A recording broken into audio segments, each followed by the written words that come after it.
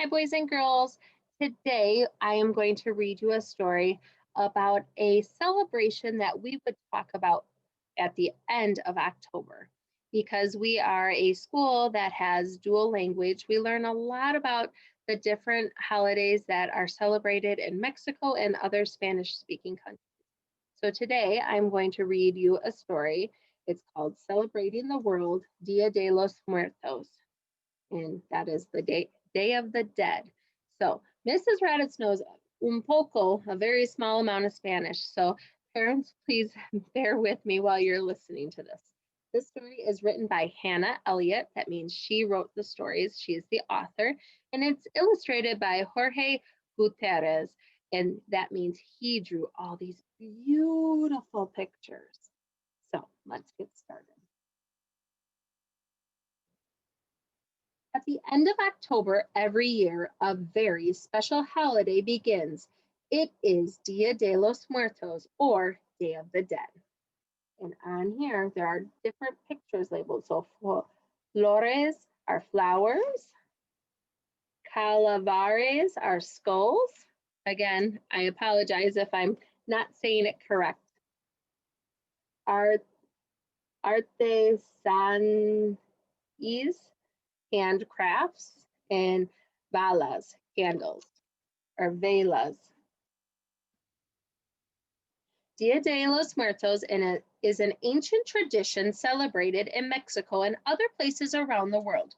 During this holiday, people take time to remember and celebrate family and friends who have passed away. Although it's called Day of the Dead, our celebrations last several days. So it's not just one day. And they're remembering all of their friends and family who have passed away. Abuelos are grandparents.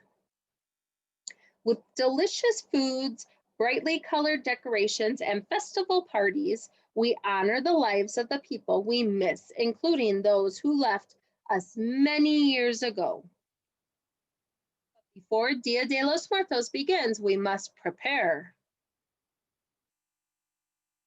We bake a tasty sweet roll called pan de muertos, or bread of the dead.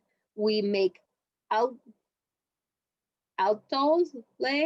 a hot drink of masa, which is water, cinnamon, sugar, and vanilla. We gather flowers, especially campashila. These are also called flor de muertos, or the flower of the dead. In our homes, we set up altars, or altaras.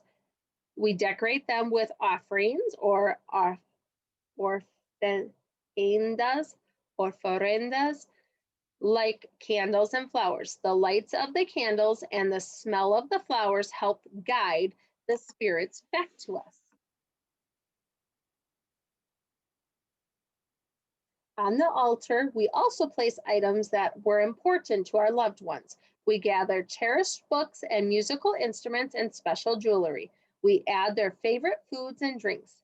We add pictures. We surround ourselves with skeletons. We make huge skeletons out of paper mache and teeny tiny skeletons out of clay. We even paint them and dress them up.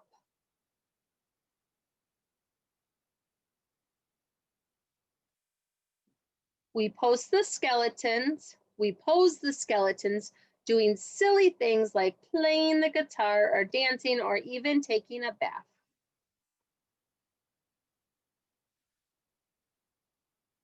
Along with skeletons, we decorate our bakeries, schools, cemeteries, and other places in our communities with beautiful cut paper designs called papel picado, and with skulls or calaveras. Many of the skulls are made out of sugar. They are embellished with colorful icings and designs. Some skulls have the names of our departed on them. Some even have our names. We do all this to celebrate the beauty of life and death rather than mourn it. After a few days, many of us visit the cemetery for the last of the celebrations. We clean the tombstones of our loved ones, we play music, and we tell stories. It is a festival. When Dia de los Muertos is over, we put away the skeletons and the skulls and the altars. But the special holiday reminds us to enjoy life all year round, and it reminds us to honor our loved ones. This way, they stay in our hearts forever.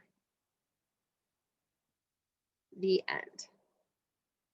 So, I hope this gave you a little bit of information about Dia de los Muertos, and hopefully I didn't say all of the words wrong. So, enjoy. Bye, guys.